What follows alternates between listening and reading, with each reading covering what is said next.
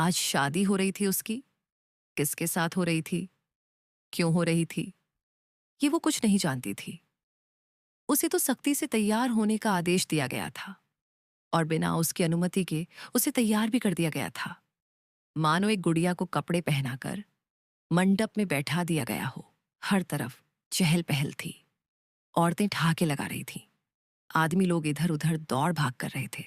सब खुश थे, बस खुश नहीं थी तो वो दुल्हन जिसकी जिंदगी आज बदलने वाली थी। वो किसी गुड़िया की तरह मंडप के पास रखी एक कुर्सी पर बैठी थी और हवन की अग्नि को लगातार देख रही थी। उसे कोई फर्क नहीं पड़ रहा था कि उसकी शादी हो रही है या फिर कितने लोग उसके आसपास बैठे हैं। उसे तो बस यही लग रहा था कि वो एक जहन्नुम से निकलकर दूसरे जहन्नुम में जा रही थी। यहां कुछ अपने कहने के लिए लोग तो थे, वहां न जाने कौन होगा जिसके साथ वो रहेगी। वहीं उसी हॉल के एक कमरे में एक लड़की गुस्से में सामान को इधर उधर फेंक रही थी और उसके माता पिता उसे रोकने की कोशिश में लगे थे, लेकिन लड़की अपने आपे से बाहर थी। वो गुस्से में बोली रही थी कि आपने उसकी शादी कैसे फिक्स कर दी। इतने अच्छे लड़के के साथ वो तो मेरा होना चाहिए था। मैं उससे शादी करना चाहती हूँ। मैं उसकी प्रॉपर्टी पर अपना हक जताना चाहती हूँ। वो नहीं। लड़की के पापा ने उसे पकड़कर बेड पर बैठा दिया। फिर बोला, मेरी जान, मैं कुछ भी सोचे बिना नहीं करता हूं। जिस लड़के से उसकी शादी हो रही है वो इंसान नहीं, हैवान है। जितनी जिल्लत उस लड़की को यहां मिली है वहां इससे भी ज्यादा मिलने वाली है। मैंने ऐसा इंतजाम किया है कि ये कभी खुश नहीं रह सकती है। और तू कह रही है कि तू उस जल्लाद से शादी करना चाहती है। तूने उसे सोशल मीडिया पर देखा है, लेकिन मैंने उसे अपनी आंखों से देखा है। जानवरों जैसा सुलूक करता है ये लोगों के साथ। वो आदमी आगे कुछ बोलता उससे पहले ही बाहर से आवाज सुनाई दी, चलो चलो, लगता है बारात आ गई। हम तो देखें खुशी का दूल्हा कैसा दिखता है। आदमी ने लड़की को छोड़ दिया और बोला, तो अब मुस्कुराकर अपनी प्यारी सी बहन को विदा करो, ताकि सबको लगे कि हमने अपना फर्ज ठीक से निभाया है। लड़की ने अपनी मां की ओर देखा तो उसकी मां ने भी कुटिलता से हंसते हुए हामी भरी और तीनों बाहर आ गए। सब लोग दूल्हे को देखने के लिए बेताब हो रहे थे। और हो भी क्यों ना, एशिया का सबसे छोटी उम्र का और सबसे बड़ा बिजनेसमैन था रजत सिंघानिया। जितना बड़ा नाम उतने ही बड़े काम। रजत सिंघानिया दिखने में बहुत स्मार्ट और हैंडसम था। ये लोगों के सामने बहुत कम आता है, लेकिन सोशल मीडिया पर एक्टिव रहता है और अपने फोटोज शेयर करता रहता है। लेकिन फोटोज से कोई इसके स्वभाव का पता नहीं लगा पाया। कोई कहता है ये इंसान नहीं जानवर है, तो कोई कहता है कि ये दिखने में खड़ूस टाइप नहीं है, बस लोग बदनाम कर रहे हैं। सब लोग बारात के स्वागत में खड़े हो गए और इंतजार करने लगे। तभी बड़ी सी गाड़ी आकर सबके सामने रुकी तो सबके चेहरे चमक उठे। उसमें से लगभग 6 फुट का अच्छी कद काठी का लड़का बाहर निकला। उसने सेहरा बांध रखा था और ब्लैक कलर का सूट पहना था। सेहरा रहने की वजह से किसी को उसका चेहरा दिखाई नहीं दे रहा था, लेकिन लोग तो उसे ऐसे देखकर ही खुश हो रहे थे मानो कोई देवता आसमान से उतर कर आया हो। ये रजत सिंघानिया था।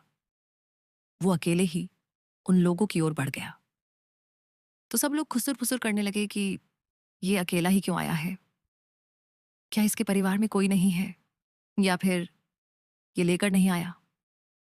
रजत जैसे ही सबके पास पहुंचा सबके मुंह बंद हो गए और एक झूठी मुस्कान सबके चेहरों पर खिल गई। अंदर मंडप के पास बैठी खुशी शर्मा को यह तक एहसास नहीं था कि उसके आसपास अब कोई नहीं है। वो अकेली हॉल में बैठी एक तक जमीन को निहार रही थी। तभी पास मंत्र पढ़ रहे पंडित ने कहा, बिटिया, तुम काफी देर से यहां बैठी हो, बोरियत महसूस नहीं हो रही है। पंडित जी के अचानक बोलने से खुशी थोड़ी डर गई और बिना कुछ बोले सीधी होकर बैठ गई। पंडित जी ने फिर से मंत्र बोलने शुरू कर दिए। बाहर खुशी की चाची रजत की आरती कर रही थी और शादी की सभी रस्में कर रही थी। तभी एक औरत ने रजत को देखते हुए कहा, बेटा, आप अकेले आए हो, आपके परिवार वाले नहीं आए। रजत ने अपना सेहरा को एक ओर करके कहा, आपकी बेटी भी तो अकेली ही जाएगी, और शादी मुझे करनी है, परिवार वालों को नहीं, इसलिए ज्यादा दिमाग मत लगाइए। रजत के खूबसूरत से चेहरे को देखकर सभी लड़कियां खुशी से जलने लगी, लेकिन वो कर भी क्या सकती थी। वहीं खुशी की चचेरी बहन ने अपनी मुट्ठी कस ली, लेकिन वो कुछ बोली नहीं। रजत को अंदर लाया गया। रजत ने एक नजर खुशी को देखा, फिर मंडप में आकर शांति से बैठ गया। कुछ देर बाद खुशी को भी मंडप में बैठा दिया गया और दोनों के फेरे हुए, और अब आप दोनों पति पत्नी हैं।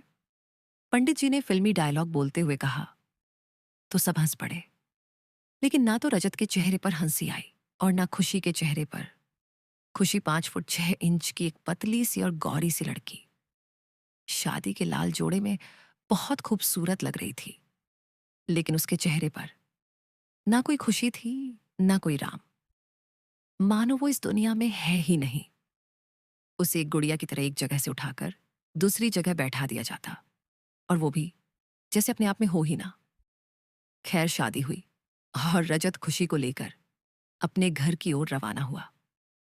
गाड़ी में रजत के ड्राइवर ने रजत और खुशी दोनों को खामोश देखकर कहा, वैसे सर, आपने वो वाला चुटकुला फेल कर दिया जिसमें कहते हैं कि लड़का बारात लेकर जाता है और वो शेरनी अकेली आती है। आज आपने दिखा दिया कि आप भी शेर हैं जो अकेली शेरनी को लेकर आए हैं। रजत ने ड्राइवर को घूर कर देखा, फिर बोला, ये बकवास जोक मारने से अच्छा गाड़ी चलाने पर ध्यान दो।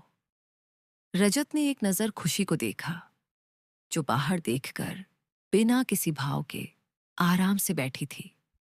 अब रजत ने अपने लैपटॉप को उठाया और उसमें कुछ काम करने लगा। खुशी को ना रजत से कोई फर्क पड़ रहा था, ना किसी ड्राइवर के जोक से। वो तो बस अपनी किस्मत पर अंदर ही अंदर रो रही थी, क्योंकि बाहरी आंसू तो उसके कब के खत्म हो चुके थे। 10 साल से वो अपने बाहरी आंसुओं को बहाती रही है, लेकिन अब वो रोती नहीं है। जो होता है उसे सहती हो, और बस सहती ही है। चाची और बहन के जुल्मों की सारी हदें पार हो चुकी थीं, और अब उसे बिना बताए उसकी शादी कर दी गई। उसने इन 10 सालों में अपने आप को एक चुप्पी में कैद कर लिया था। अब उसे कोई कुछ कहता तो वो बिना कुछ बोले मान जाती है। बोलना, हंसना तो वो भूल ही गई है। उसकी जिंदगी में बोलने और हंसने की ना कोई वजह थी और ना कोई ऐसा था जो उससे बातें करना चाहता हो। इसलिए उसने अपने आप को अपने अंदर ही समेट लिया था। रजत का घर आ चुका था।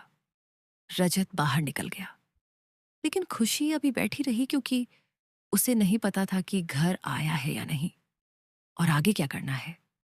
वो इन सब बातों से अनजान थी। जब रजत ने खुशी को अपने आसपास नहीं पाया तो उसने मुड़कर देखा। खुशी अभी भी भावशून्य होकर बैठी थी। रजत के चेहरे पर गुस्से के भाव आ गए, लेकिन तभी एक दुबला पतला सा लड़का उसकी ओर दौड़ता हुआ आया। उसकी उम्र लगभग 17 साल थी। उसने रजत से कहा, भैया, मैं ले आता हूं मेम साहब को। रजत ने लड़के को खुशी को लाने का इशारा किया तो लड़का दौड़कर खुशी के पास गया और कार का दरवाजा खोलकर बोला, मैडम, घर आ गया है, आप बाहर आ जाइए, सर आपका इंतजार कर रहे हैं। खुशी ने अपने लहंगे को संभाला और बाहर आ गई। वो एक बहुत ही खूबसूरत से घर के बाहर खड़ी थी। उसके ठीक सामने एक सुंदर सा लॉन था, जिसे देखकर खुशी को थोड़ा सुकून मिला। अब वो पलटी तो सामने सफेद पत्थर से बना एक खूबसूरत सा बंगला था। तभी उसकी नजर रजत पर पड़ी। रजत उसे उसी की तरह बिना किसी भाव के देख रहा था। तभी लड़के ने खुशी को चलने के लिए कहा तो खुशी चलते हुए रजत के पास आ गई। जैसे ही खुशी रजत के बगल में आकर खड़ी हुई, रजत उससे दूर होते हुए लड़के से बोला, जॉली, इसे यहाँ के रूल्स और बाकी काम समझा दो। अगर इससे एक भी गलती हुई तो सजा तुझे मिलेगी। लड़का, जिसका नाम जॉली था, उसने हाँ में सिर हिलाया तो रजत चला गया। वहीं खुशी रजत को हैरानी से जाते हुए देखने लगी। जॉली ने खुशी को देखकर कहा, आप बहुत खूबसूरत हैं मैम। खुशी ने खाली नजरों से जॉली को देखा। और अंदर ही अंदर उसे एहसास हुआ कि पहली बार किसी ने उसकी तारीफ की, उसको इज्जत दी है। जब जॉली ने खुशी को चेहरे पर कोई एक्सप्रेशन नहीं देखे तो वो उदास होकर बोला, आप भी बिल्कुल सर की तरह ही हैं, लेकिन आपको यहाँ नहीं आना चाहिए था। ये जगह आपके लिए नहीं है। खुशी ने बिना कुछ कहे चलना शुरू कर दिया तो जॉली भी उसके साथ चलते हुए बोला, आप इस घर में पहली औरत है। इससे पहले यहाँ कोई औरत नहीं आई और ना ही यहाँ कोई औरत है, इसलिए आपको और सावधानी से रहना होगा। जॉली अब खुशी के आगे आगे चलने लगा और फिर बोला, यहाँ सब लोग बहुत कम बातें करते हैं, सब अपने काम से काम रखते हैं। वैसे तो रजत साहब ही हैं यहाँ, और अब आप, और एक कमरे में एक वृद्ध आदमी है जो कभी बाहर नहीं आते हैं। शायद वो बीमार है, और आपको सुबह नाश्ते के लिए 8 बजे डाइनिंग टेबल पर आना है। 1 मिनट भी लेट होने पर आपको नाश्ता नहीं दिया जाएगा। नाश्ते की टेबल पर ही रजत सर से आपकी मुलाकात होगी और आपको जो बात करनी हो आप वहां कर सकती हैं। फिर दोपहर का खाना आपके कमरे में पहुंचा दिया जाएगा। आप बाहर नहीं आएंगी क्योंकि तब सर यहाँ नहीं होंगे। रात में 10 बजे आपको फिर से डाइनिंग टेबल पर आना है खाने के लिए। इस वक्त आपको कोई बात नहीं करनी है क्योंकि सर काम करके थक जाते हैं और गुस्से में रहते हैं। जॉली ने सारा काम ऐसे बता दिया मानो उसने रट लगा हो। खुशी अब अंदर आ चुकी थी। एक से बढ़कर एक आलीशान कमरे थे यहाँ। खुशी ने उदास आंखों से सब कुछ देखा। जॉली ने उसे उसके कमरे तक पहुंचा दिया और वापस चला गया। खुशी आकर बेड पर बैठकर लंबी लंबी सांस लेने लगी। कहाँ तो उसने सोचा था कि कम से कम शादी के बाद तो उसे इस तरह जिल्लत की जिंदगी नहीं जीनी पड़ेगी, और कहाँ आज यहाँ आते ही उसे घर के रूल सुना दिए गए हैं। एक लड़की दुल्हन बनकर हजारों ख्वाब और ख्वाहिश रखती है और चाहती है कि ससुराल में उसे वो सब मिले जिसकी ख्वाहिश उसने की थी, लेकिन यहाँ तो बिल्कुल विपरीत था। खुशी के यहाँ आने पर किसी ने स्वागत नहीं किया, ना ही कोई रस्म की गई। उसे ऐसा लग रहा था मानो वो खरीद कर लाई गई हो या फिर किसी समझौते के तहत लाई गई हो। खुशी ने अपनी आंखों को बंद किया और बेड पर लेट गई। पूरे दिन से थकी होने के कारण उसे नींद आ गई। रजत बाहर से एक कमरे में आ गया जहां एक वृद्ध आदमी लेटा हुआ था। रजत ने उनके हाथ को अपने हाथ में लेकर कहा, दादाजी, मैंने आपकी वसीयत के मुताबिक शादी कर ली है। मुझे नहीं पता आप मेरी शादी क्यों करवाना चाहते थे, लेकिन जब मैंने आपकी वसीयत पढ़ी तो मुझे लगा शायद इसी में आपकी खुशी होगी। अब आप जल्दी से ठीक हो जाइए। वृद्ध आदमी जो बोल नहीं रहा था, ना ही कोई हरकत कर रहा था, वो बस रजत को देख रहा था। तभी रजत उठा और वहां से चला गया। खुशी ने अपनी आंखों को बंद किया और बेड पर लेट गई। पूरे दिन से थकी होने के कारण उसे नींद आ गई। अगले दिन सुबह ही खुशी की आंख खुली तो वो हड़बड़ाकर उठी। अभी तक उसने शादी का जोड़ा ही पहना हुआ था। सारी रात खुशी एक ही अवस्था में लेटी रही। खाना ना खाने की तो उसे आदत थी, लेकिन उसे नींद कैसे आ सकती है, वो भी इतनी गहरी और इतनी लंबी। खुशी ने रूम के दरवाजे की ओर देखा जो खुला हुआ था। उसे याद आया कि उसने दरवाजा बंद तो नहीं किया था, फिर कोई उसे बुलाने क्यों नहीं आया। खुशी में सब सोचती सोचती खड़ी ही हुई थी कि रजत उसके कमरे में आया। खुशी रजत को देखकर डर गई।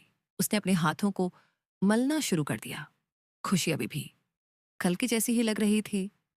उसने अपने सिर को झुका लिया और अपनी नजरों को जमीन में गड़ाकर खड़ी रही। रजत ने अपने दोनों हाथों को पीछे किया हुआ था। उसने गरजती आवाज में कहा, क्या तुम्हें यहाँ के रूल्स नहीं सिखाए गए हैं? जॉली ने कल सब समझाया था ना, तो फिर डिनर के वक्त भी तुम सोई कैसे रही? खुशी अभी भी उसी स्थिति में खड़ी रही तो रजत ने फिर से कहा, मैं तुमसे बात कर रहा हूं लड़की, मेरी तरफ देखो। लेकिन खुशी ने अपना चेहरा ऊपर नहीं किया। अब वो कांपने लगी थी। रजत खुशी के ठीक पास आकर खड़ा हो गया। खुशी वहीं जम सी गई। उसकी धड़कनें मानो खत्म ही हो जाएंगी। रजत ने खुशी के चेहरे को जबड़े से पकड़कर ऊपर किया। तब भी खुशी की पलकें झुकी हुई थी। तो रुजत ने उसके जबड़े को भींचकर कहा, जब मैं बात करूं तो तुम्हारी नजरें मुझ पर होनी चाहिए। समझी? अब अपनी आंखें खोलो और देखो मुझे। चूंकि खुशी ने एक बार भी रजत को नहीं देखा था, इसलिए उसने अपनी पलकों को हटाकर रजत का दीदार किया। जब उसने रजत को देखा तो एक पल के लिए वो उसे देखती ही रह गई। उसे अपनी किस्मत पर इतना यकीन नहीं था कि इतना हैंडसम और चार्मिंग लड़का उससे शादी करेगा। या तो वो सपना देख रही थी या फिर ये सब मजाक हो रहा था। खुशी रजत को पलक झपकाए बिना ही देखती रही। वहीं जब रजत ने खुशी की आंखों को देखा तो वो हैरान रह गया। इतनी खूबसूरत आंखें उसने आज तक नहीं देखी थी। इतनी मासूमियत भरी आंखें रजत के दिल को लुभा रही थी। साथ ही उन खूबसूरत सी आंखों में पसरा वो खालीपन और अकेलापन भी रजत से छुपा नहीं। रजत खुशी की आंखों में खो गया। तभी उसे कुछ याद आया और उसने गुस्से से खुशी के जबड़े को भींचकर खुद से दूर धकेल दिया। खुशी हैरान सी रजत को देखने लगी तो रजत ने फिर से अपने दोनों हाथों को पीछे की ओर किया और खुशी को घूरते हुए बोला, 15 मिनट है तुम्हारे पास। अपना हुलिया ठीक करो और नाश्ते की टेबल पर आओ। खुशी ने कोई हरकत नहीं की तो रजत चला गया। रजत के जाने के ठीक बाद जॉली कमरे में आया और हैरान परेशान सा बोला, आपको बताया था ना मैंने कि समय पर खाने के लिए आ जाया करें। मैं आया था आपको बुलाने, लेकिन आप सो रही थी, इसलिए मजबूरन मुझे सर को बताना पड़ा। खुशी कुछ नहीं बोली तो जॉली आगे बोला, अब आप जल्दी से कपड़े बदलिए, आपके 5 मिनट तो वेस्ट भी हो गए हैं। सर नीचे आपका इंतजार कर रहे हैं।